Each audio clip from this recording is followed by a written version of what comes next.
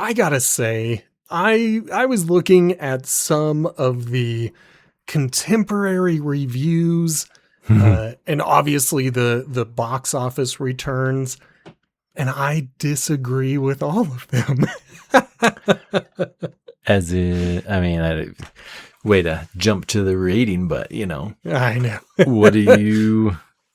Well, I don't know.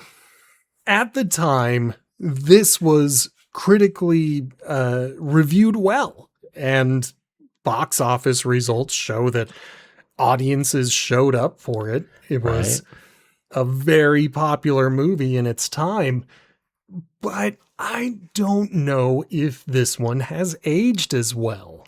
I just Not as well as one. Yeah. That's where I'm at. I'm just like, I don't know if I agree with these ratings. Maybe not as well as two.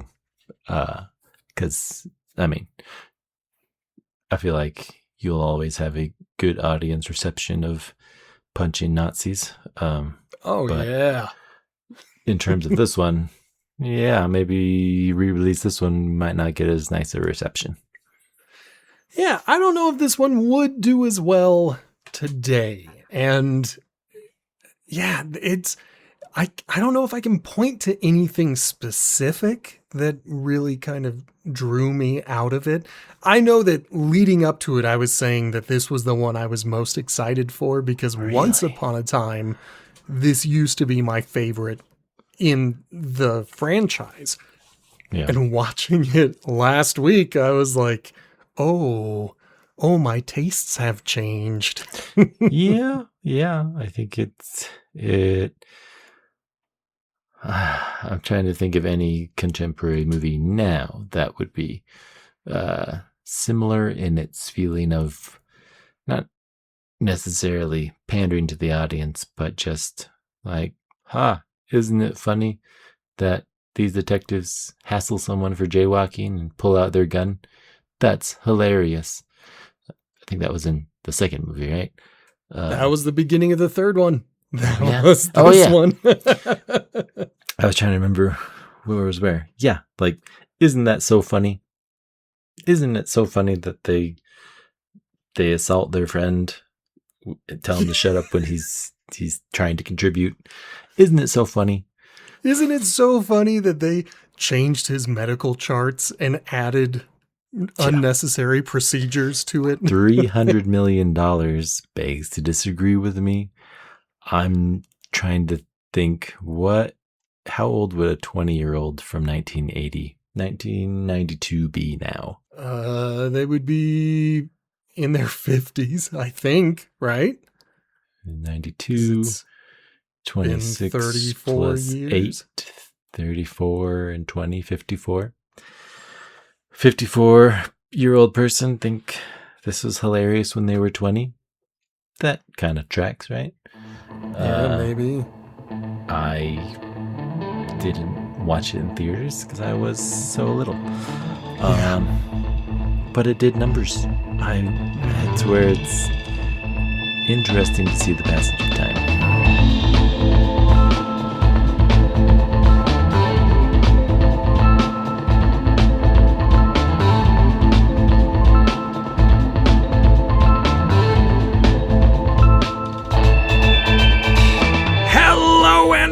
Welcome to Potato Chip Pictures, the movie franchise review podcast. My name is B. Sammy Davis. I am still Justin most of the time. And today is one of those times. And today we're also looking at Lethal Weapon 3 from 1992. Justin, break it down for me. Tell me about the people who made this movie. Comparing it to Lethal Weapon 2, the title is changed by one digit. It is no longer 2, but it is 3.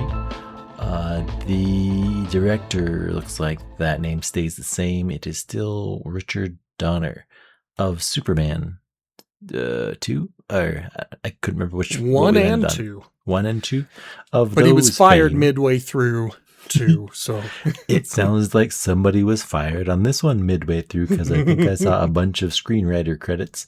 We have Jeffrey Boehm, which was on 2, and Robert Mark Kamen, or like Ramen Kamen. I don't know how you pronounce his last name, but it seemed like there was a couple switchovers there in the wiki. I didn't quite track them because I don't know if I blame them for how this all went, but the story is credited to Jeffrey Boehm. Producer Richard Donner and Joel Silver, that remains the same through all 4 movies. now, before you say the budget and return, I will say I noticed during the opening credits that they said based on the characters by Shane Black. Yeah. So like he's still getting referenced even though he was not a part of this one at all. I think it's fair. The characters from 1 and 2 were more sympathetic than this one, I think, just a little bit. I feel like in order to make the police funny, you have to let them do non-police things. In terms of 2 and 3, as soon as Riggs gets mad enough, then the law doesn't matter anymore. He's pissed, and so he can do whatever he needs to, which, man, like, extrapolate that out to any field work of any law enforcement officers, and I don't like it. Yeah. Exactly. Get as mad as you like and then take care of business. Like, this is a fantasy movie, 100%. There's this old meme that says, when I was a kid, I used to think that if you became a cop, you were above the law. And then I got a little older and I realized that's not true. And then I got a little older and I realized, oh yeah, it is true. I hadn't seen that one. That's our numbers except for the budget. Why did we stop? We wanted to not. I wanted to talk about Shane Black, so I interrupted your budget in return. He's got, I don't know, maybe he made them pay him $5 million to keep using the characters. I don't know. Because it was only $30 million last time and it's $35 for this go round. They make $100 million more off of that extra $5 million. So, man, this one did significant numbers. I think it's referenced in the Wikipedia somewhere where it's like, we had to buy Land Rovers or something, but we made $300 million. So, it was worth it. Like, for real, this one made a lot of money, and it's surprising that it did. But people, like, if it stays in the intro, I mentioned it before, people at the time loved this movie. And at least 20 years ago, I loved it too. This used to be my favorite of all of them. But I don't know if it's aged as well. I think this is the one where I'm going to come away with it always rethinking my score, where I'm like, was that the right score? Oh, I think I got it pegged on the right score. But yeah, I still don't know if I can trust asking Google, what was the idea of the bad guy? He was just laundering money? Like, is that the second one also? They're just fascists and they make money from something. Like, I feel like it all gets lost, and maybe I gave them extra credit saying, like, the plot doesn't quite matter. It's like, well, because the relationship felt like it was authentic. This one, I think I started questioning the plot because it felt a little bit forced. They're still buddies, but the backdrop is, support your buddy through accidentally killing a youth, and support your buddy through hooking up with someone in internal affairs, which could present a conflict of interest, and support your buddy who actually might be kissing your 19-year-old daughter. I don't know how old she's supposed to be. Yeah, her age, He was 37 in the first one. Yes. But I think she was in her late teens in the first one, so she's gotta be in her 20s 20? now. But still, that is a Cool. significant age gap that I'm not comfortable with. Like, so it feels like it just got a little more. The relationship didn't excuse as much of the plot points.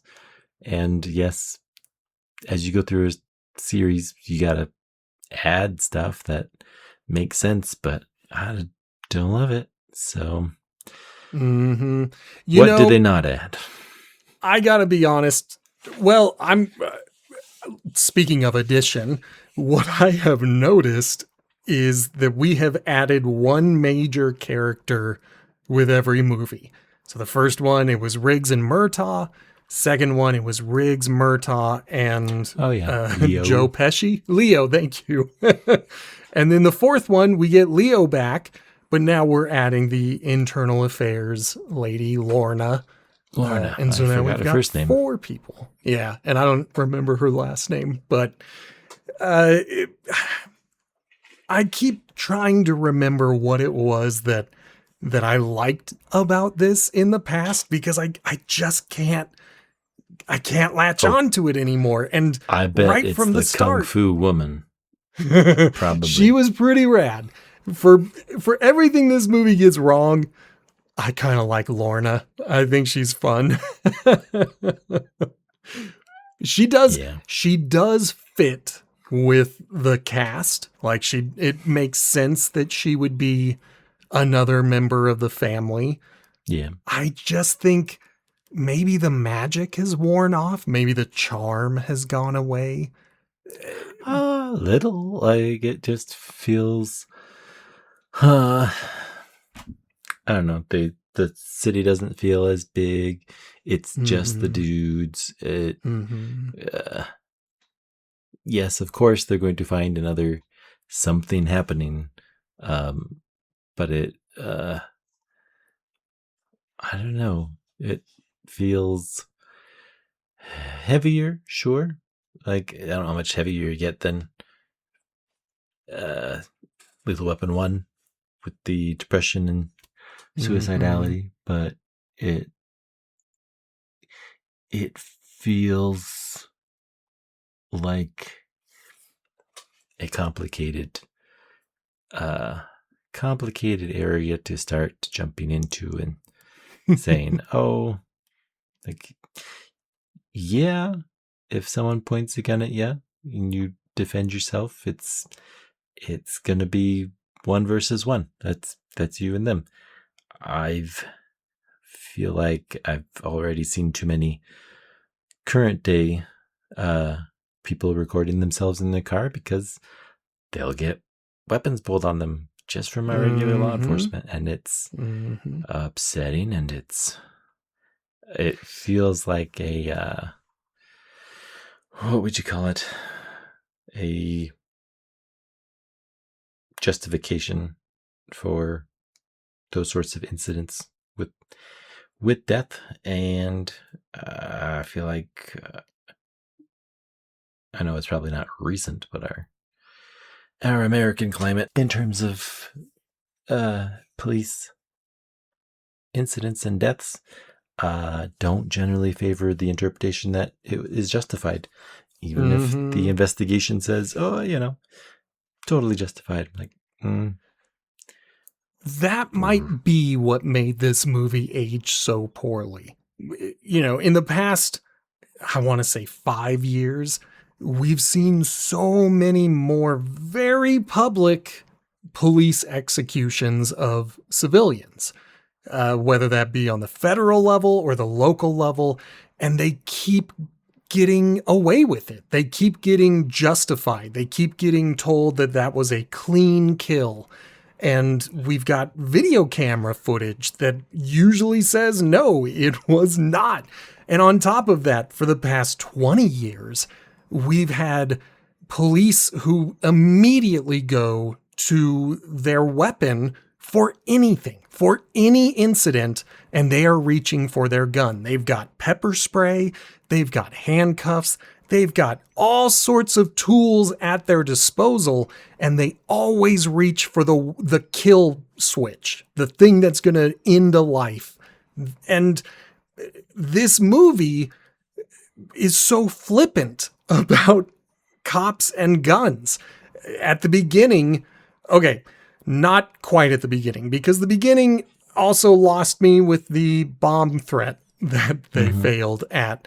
But when the movie finally, or the franchise rather, finally gives us consequences, and both of our main characters are demoted, the first thing Riggs does is pull his gun on a jaywalker. And it's like, that has become the norm, sadly. Over 30 years later, cops still just pull their gun over anything.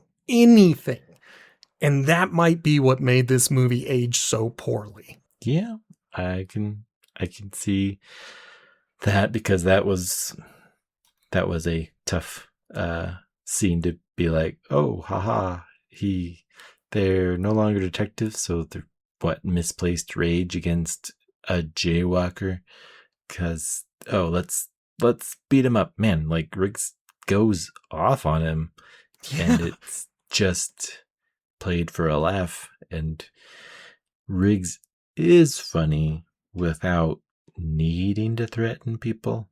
So yeah, he's funny when he's crazy, but not when he's homicidal. Like, that's the first thing he goes to, is threatening to murder someone on the street publicly for everyone to see. For jaywalking. Yeah, it is ridiculous.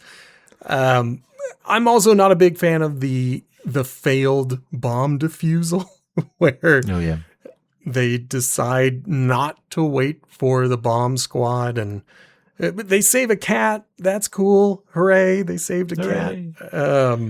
It's funny. Yeah. It's sitting here like, you don't need to be here. You know that there is a squad that is good at this, because in the last movie, they saved your partner. Why are you here? Good point. Yeah. Grant the fact that it comes out to the same result if they did do nothing. Like, they failed. Our heroes have failed at something. Okay, that is a good way to make them human again, I guess. But it just feels like maybe a setup for them to get re-promoted because of their heroism in front of internal affairs, because internal affairs sucks. Investigating cops sucks. For real. We want our cops to be good and corrupt. How dare there be a department that investigates them? I'm ignorant of the history of internal affairs at other places, because I imagine internal affairs can also become corrupted. So, hey, then someone that's corrupt investigating you feels real bad, doesn't it? So now, to the movie's credit, there is one mystery that they lay out kind of at the beginning, where they're saying, and to answer your question about what is the motivation of the criminal, he's an ex-cop who has decided to use the evidence locker as his free supply of literally anything he wants to sell. Guns and ammo are the two big ones that are in the movie, but he does mention that he also gets drugs, and any other thing that he wants to get, he just grabs it from the evidence locker. So it makes sense that internal affairs is here investigating, trying to figure out how is this guy gaining access to everything. And that mystery at least got me pointing the finger at everyone, saying, are you the traitor? Are you the one who's giving away the evidence? Like, I was pointing at Lorna. For the brief moment that we had Lorna's partner in the movie, I was pointing at him. Then he's gone, so he doesn't matter. Yeah, I'm pointing at everybody, just being like, that's a dirty cop. No, that's the dirty cop. We're going to find this dirty cop at some point. We're all looking for this guy. Yeah, we're all trying to find the guy who did this. Did this. Yeah. And it turns out the inside person was the chief the whole time. But even that isn't fully explored because they make it sound like maybe he didn't want to be the partner. Yeah, the one who re-promoted them is the one that we find out has been letting the ex-cop into the evidence locker. Really?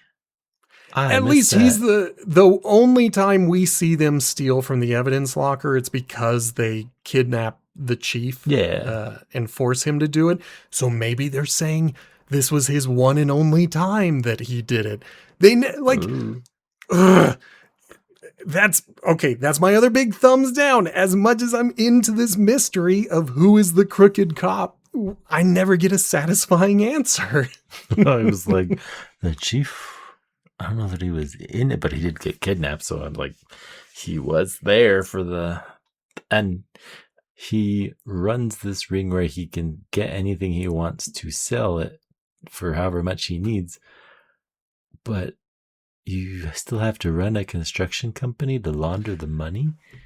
And famously, being a real estate developer is a very lucrative business. So why is he doing this?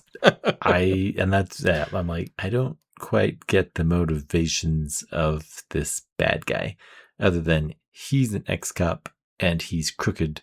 So that's how corruption happens. They have to not be cops anymore, and then they go bad.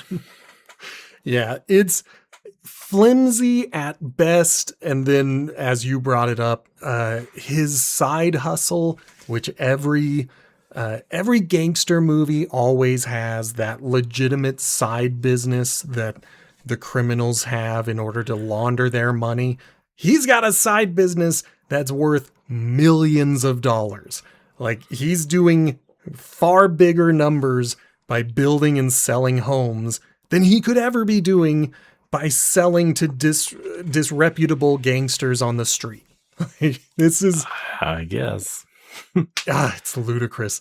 I don't remember what it is, but there was some movie or show that had a gangster who ended up having his legitimate hustle being worth more than his criminal endeavors, and he has to come to a face-to-face with the fact that he doesn't want to do crime anymore because he's doing much better with his legitimate earnings. And that is never addressed here. We're just supposed to believe that he somehow makes more money doing crime. But to the movie's credit, I will say this is the first time that I've been like, okay, I understand the motivations of the villain and how they are making their money. The other movies, it was always a little unclear. They were either somehow involved with drugs or smuggling. We're just supposed to know they're the bad guys, and that's okay. This one, we get to see them committing crime. We get the crime spelled out to us. And so I was like, all right, at least the movie isn't just saying, look, the bad guy, trust us. It's the bad guy. It's the bad guy. Yeah, and really, if we go along with the movie is for the buddy cop relationship, and let's add in a new lead character to give us a romantic relationship, because maybe we don't want Riggs dating a fascist. Well, she's dead now. He can't date her anymore. Sure. Reformed. Remorseful. Yeah. Like, okay. So he gets to date internal affairs, and I feel like chemistry was okay. I do feel like it's kind of a jolt when he's like, oh, it's my girl or my woman or something, when she's fighting a bunch of dudes. I'm like, well, y'all just like slept together, but I didn't feel like it was more than that, but I guess it is more than that, and at the end we get to see a softer side of Riggs to be like, oh, I actually really like you, don't die. Okay. And she makes it the whole movie. Like, Yeah. She survives, so obviously she is the one for him. This is no shade to her character, more it was an all right sort of courtship, I guess, period. Yeah. They fight, and that apparently makes it good basis foundation for a relationship. And let's compare scars, and that totally does it. It's on. Like, Seeing, okay. I've got very complicated feelings about that scene in particular. So Riggs and Lorna decide to go on their own little mission to try to figure out where the guns and the ammo are. On that mission, they find a guard dog and the doggy.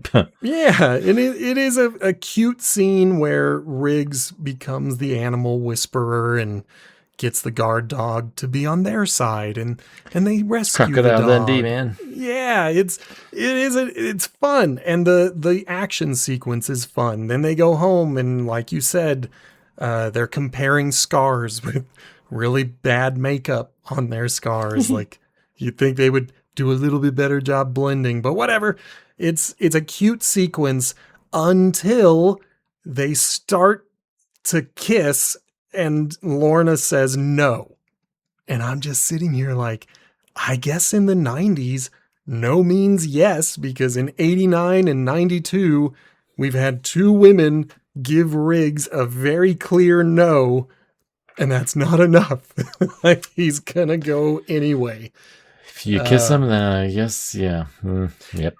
Yeah, but then my other side of these complicated feelings, the part that I find realistic, when on the rare occasions that it happens, when I end up sleeping with someone, I tend to get feelings for them because I'm like, well, now we've done it. We've got to be together forever. And pretty obviously, after that night, Riggs is madly in love with Lorna. Like he is all about that woman for the rest of the movie. And so that part I found realistic because I was like, yeah, that's what happens to me if I'm dating. That's all it takes for me to be like, we are together forever. That's fair. I think that I feel like there's still a little bit of formality that generally just doesn't get put on screen, but it is like,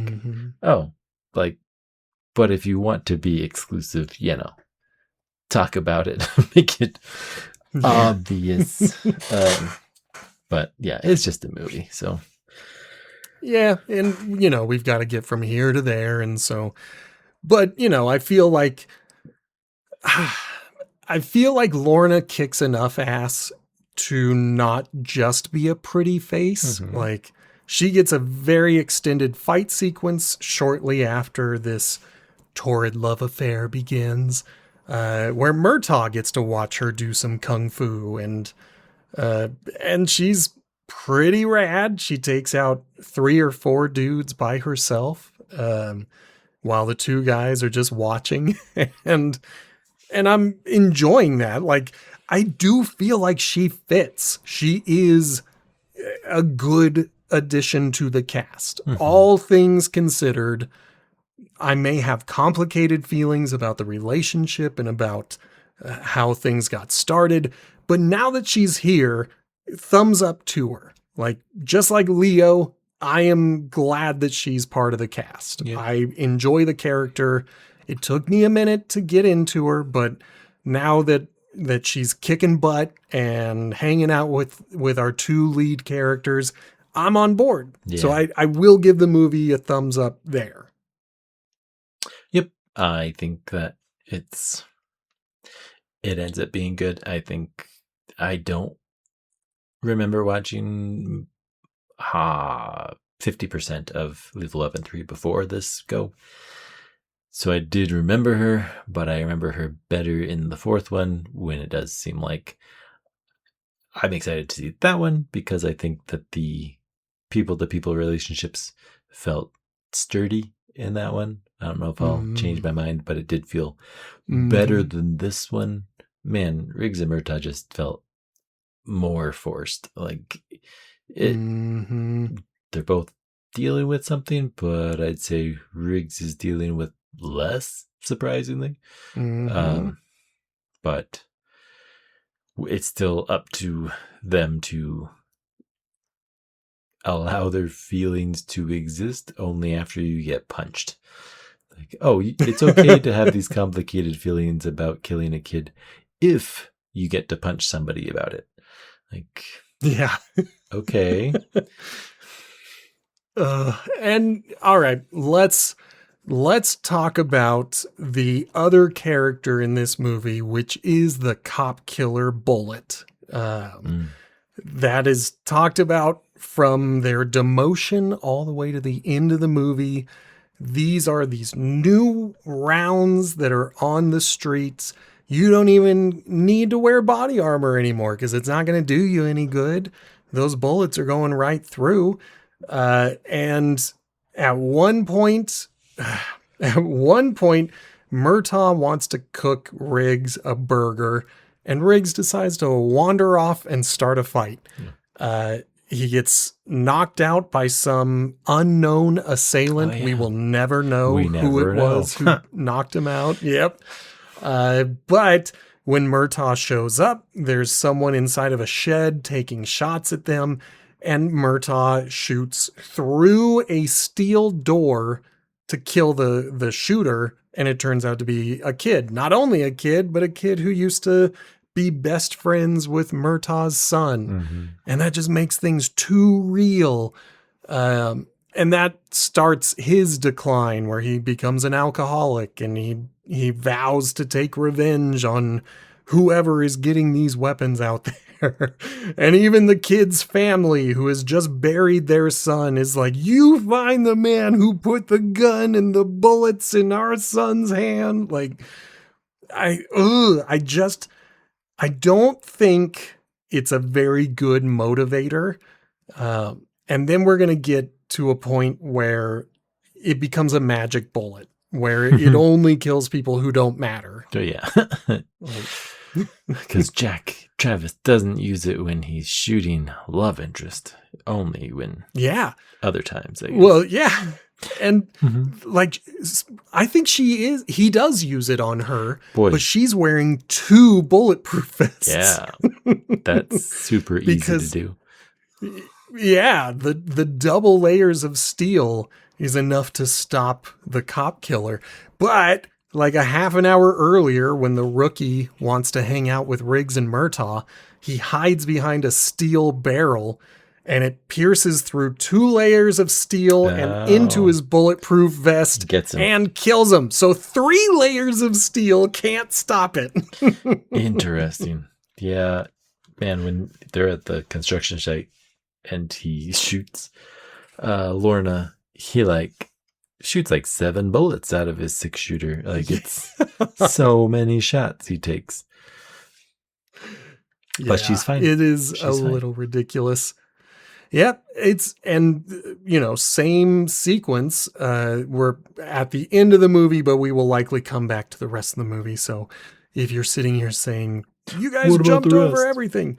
Yeah, they won't know. We're talking about the specific character of the cop killer Bullet, and the bad guy's got his bulldozer, and Murtaugh throws the cop killer to Riggs, and he's able to shoot through the steel and kill the bad guy. But again, Lorna with 2 sheets of steel is just fine.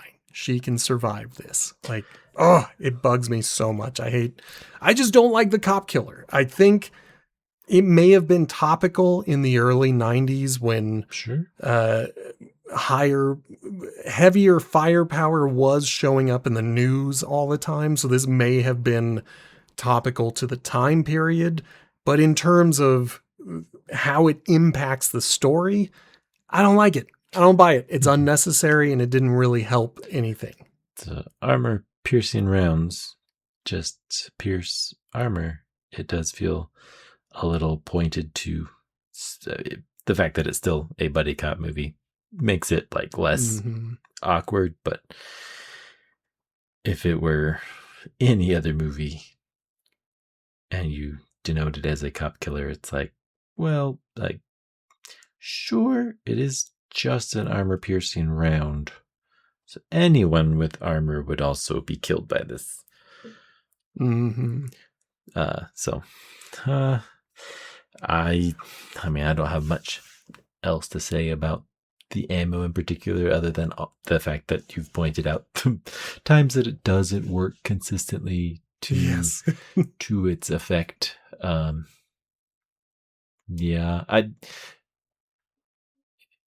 The one cop that gets shot through the barrel, it's like, it's his birthday. That one felt a little bit like a trope of, we're really going to feel sorry for this guy. It's like, well, we already were going to feel sorry. Why has it got to be his birthday? Yeah, like maybe give him some actual character instead of letting him show up twice in the movie. Like, and he's dead. And the second time just to kill him. Like, so lame. But I think what was more impactful and didn't pay off is the fact that Murtaugh is a week away from retirement. And the whole movie, he is like, I'm going to die. Like, I'm about to retire, therefore I'm going to die. And he gets a few close calls. Basically, he is going to die because you can't stop working. Who's going to stop working? Retirement in the 90s? You got to be kidding me. You got to keep working. You live to work and you work to live. Company needs you. And it's like, whew, this is all a little bit too much. Yes, you can really enjoy your job. But man, I feel like you should be able to retire if you're planning on it. Take a promotion. Sure. Yeah, I guess that's true. Surely he doesn't need to always be out on the streets solving crimes and getting into gunfights. Like, I hadn't considered that. But this is, I'm not sure if this is the start of the trope of X days until retirement, but it certainly becomes a running theme after this movie. Whether it be someone dying or just for comedic effect, you'll always have a cop who's like, I'm 5 days away from retirement. And that's usually a sign that they are going to die, but sometimes they don't. And to my knowledge, I think this is where that starts. Although, spoiler alert, Murtaugh will live until the next movie. Thankfully. Yeah. I would like to talk about Murtaugh's family because today I learned that his wife and children have been the same actors for all 3 movies. And they will continue to be the same actors for the next movie as well. That's fun. Yeah.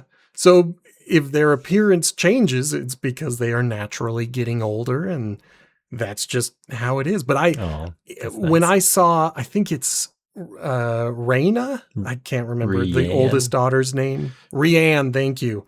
When Rianne shows up, I was like, did they recast? Did they get a new person? Because she doesn't look like she did in the last 2 movies. But nope, it was the same actress. She has, and she will be there for the 4th movie. I'm really into the family. Spot. I enjoy that. I do think it is like, maybe the decision not to retire is not the most healthy, but the family was like, yeah, we'll still be here waiting for you to retire. Like, well, good to support. And just like your in dad. The first movie, They break into his bathroom Yeah. while he's taking a bath. At least this time, his wife had the decency to put a towel over him. I don't feel like we talked about Leo much. He's not Yeah, because integral. Leo. I was about to say let's get to Leo because he is, despite being so important to the last movie and being here for this movie, as you said, he barely counts. He barely matters. He's living off of that Home Alone money now. Like, he doesn't need to be in this movie. Yeah. He's a real estate agent. He's gonna sell the Murtaugh's house. For some reason, they're selling their house. We don't know why. It's been 3 years. They get to live their life. You pointed it out in the first movie when they were doing their renovations. You don't always talk about the why when you're doing stuff. Like, it's just a part of life that things are happening, and Leo is going to sell their house. And that to me is the best part of Leo when he's being a real estate agent. When he's asking people, do you own your own house? That's my thumbs up for Leo. Yeah. Leo, the real estate agent, thumbs up. I like it. Yeah. He's a little annoying with the hockey rink gunshot, and yeah, Riggs and Murtaugh being jerks to him just kind of feels like they don't. In the end of the last one, they kind of brought him in more than the level of the Jaywalker. But when you mess with his chart, you kind of put him back down to the, I'd pull a gun on you if I had to. And it's like, yeah, but you like him? I know. Like, I'm sitting here like, last movie, he was part of the family. Now this movie, you guys are being jerks to him again. Yeah, for real. Yeah. He's even the one who solves the mystery. Like, when he gets reunited with the crew and they're like, figure out who this person is. He's like, oh yeah, I figured that out. He's got this real estate thing that he's doing in this specific location. Like, he solves the mystery, and yet nobody gives him any respect. Yep. Nobody gives him any respect around here. So I think they do Leo dirty in this movie. I still like the character. I just wish that the writers liked him. Yeah. Oh, yeah. I don't have many good points to dwell on. Like, I think I like the new actress. I think I like her more in the fourth one. Riggs and Murtaugh just feel more forced than normal. Like, I can't really point to it other than we can't express our emotions without violence. It's just impossible in 1992, you know? You must punch something, or when the therapist comes by, you must suppress something.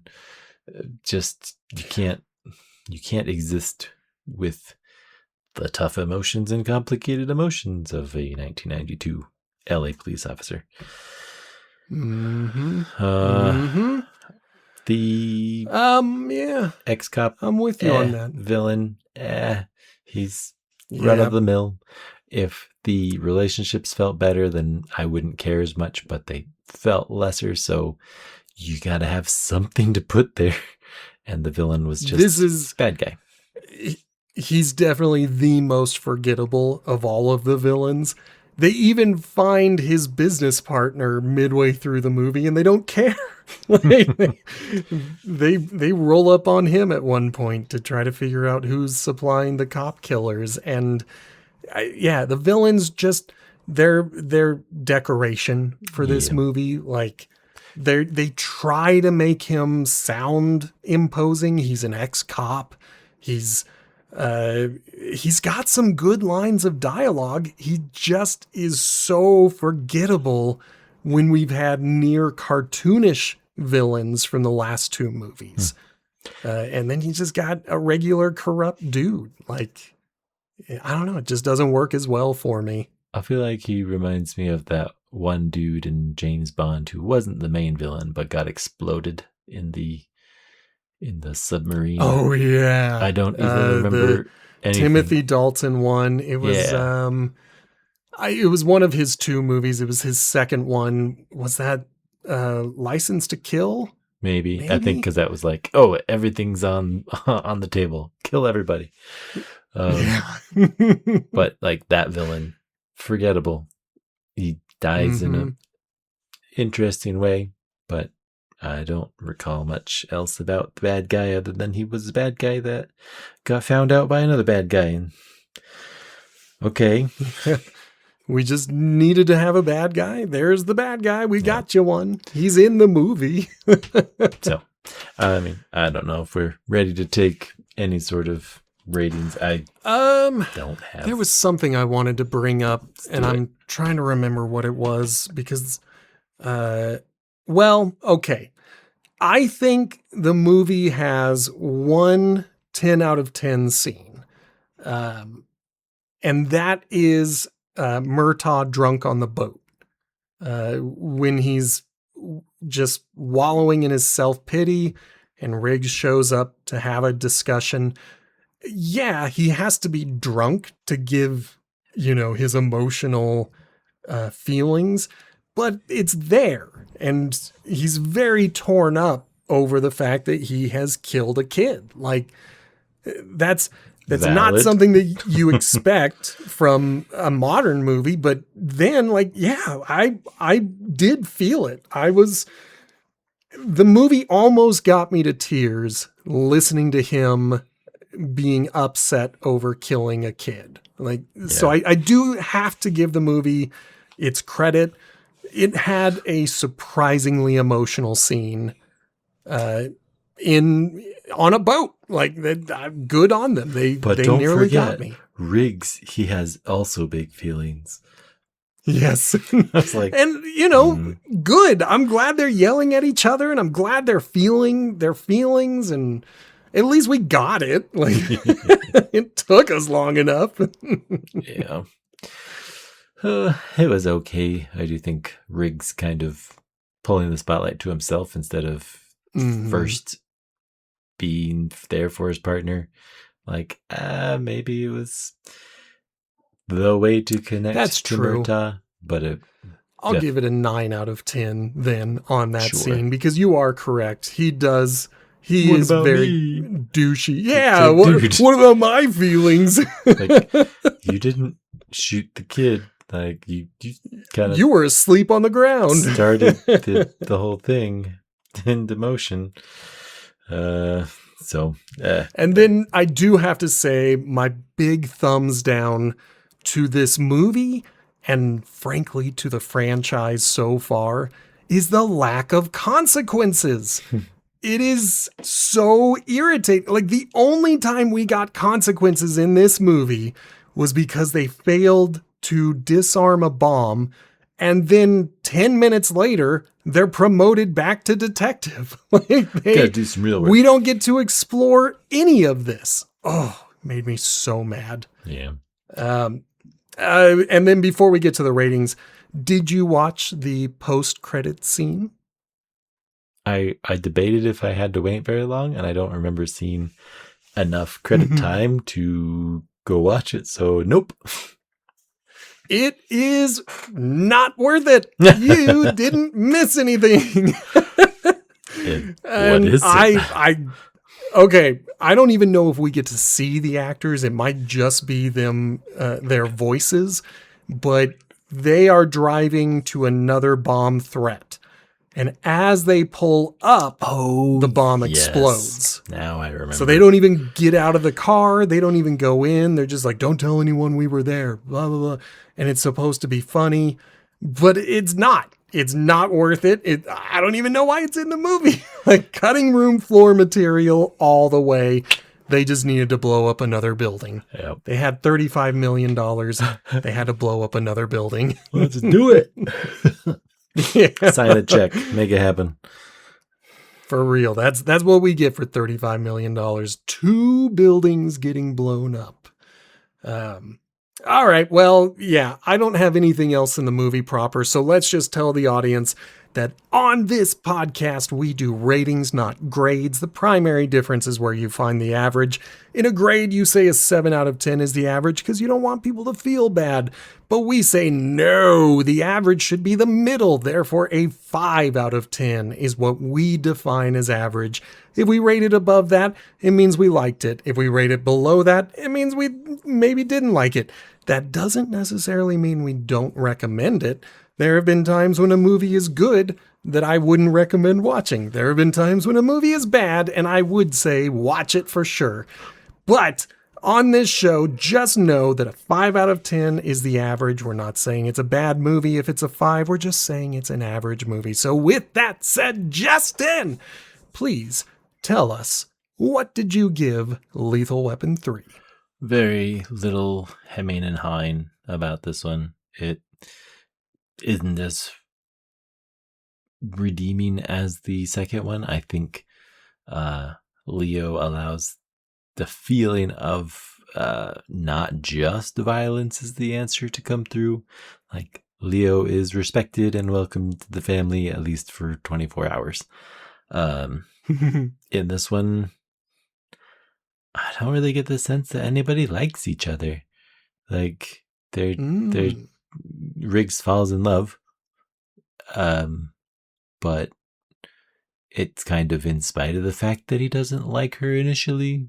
He does like her. He doesn't like her. They don't like Leo, or at least they don't have any final redeeming scene of, yeah, you can run the siren as you go back. Like, just because we feel you're one of us. And it's like, oh, that's so nice, guys. Like, you've been a jerk. And this one, I don't remember any sort of thing like that happening. So it's below average. It is a 4. That is a fair rating because I am also at a 4.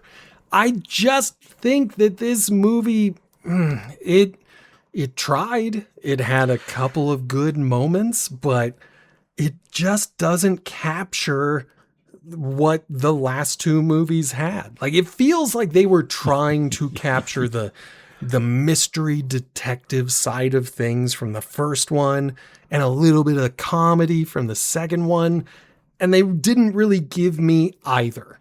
And then again, I think modern history colors this movie a whole bunch I for think, my reading.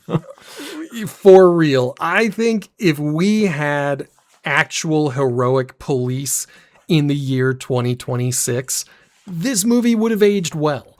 But the fact that I have such little trust for modern police really colors watching a cop wave his gun around and threaten to shoot someone for jaywalking. Yeah, that's like, real rough. It's just a little bit harder to forgive these shenanigans. So it's hard to say that, the movie aged poorly because of history, but at the same time, we live now in the present, and we judge movies based on the world and the experiences that we've had now. And so I think an audience watching this movie today would not find it as charming as an audience watching it in 1992. And so I think a 4 is a really respectable score for this movie, all things considered, because even without history, you still have a movie that fails to capture on the detective side or the comedy side. So I think 4 is being generous, if I'm honest, which of course gives us a show average of a nice, easy 4 out of 10. Don't even have to think it over. The next one, my older brother said that at least once upon a time, the fourth one was his favorite. I don't remember much about it. I think it was the premiere of Jet Li to an American audience. He had been doing kung fu movies in Hong Kong and China, and he was a rising star, but I think this was one of his first big movies for an American audience. So I'm excited to at least see Jet Li. He's cool. I think that's what made more of my enjoyment last time, because it was generally Riggs could be counted on as being just, if you added his crazy and his rage, then he will overpower you with all of his martial arts. It's like, well, Yeah. what if somebody is better at that? Because, Yeah, well, like what if someone's competent? yeah, maybe you're close to retirement. Maybe you should consider that. So we'll see what happens. Well, Yeah. I'm excited also. I'm also excited to see if we get to add another member of the family. We've got Riggs, Murtaugh, Leo, and Lorna. Are we going to get a fourth person or a fifth person to join our happy family? I'll recall if they do. We'll have to see. There is someone on the poster. There is a named actor who is a pretty big deal, especially in 1998, but I just don't remember enough of this movie to know A, if it's going to be good, and B, if that character deserves to be on the marquee. Like, is he actually a part of the movie or is he just a cameo? Gotcha. Yeah. Interesting. So we'll see. All right. Well, thank you, dear listener, for checking us out again. It is always a pleasure to see you on the analytics. I wish we could see you in real time, but obviously we can't do that. But we could hear from you if you want to send us an email at potatochippicturespod@gmail.com. You can also interact on whatever platform that you are listening on, whether that be a like, a comment, a follow, a subscribe, and then of course one of the best ways to help this show is to share the episodes with your friends and say, hey, another one came out and I'm excited for you to listen to it. Send it to your friends. If you hated it, send it to your enemies. Either way, sharing is a really good way to show you are caring. And we don't really do anything on the social media anymore because I kept getting dinged. They still exist, but just don't expect any new content to show up on those things. So if you're not hearing from us on the email or the comments, you can always leave a comment on one of our older posts on the social media. I'll eventually see it. That's just the way it goes. But until next time, I'm too old for this shit. Yeah. Goodbye. Goodbye.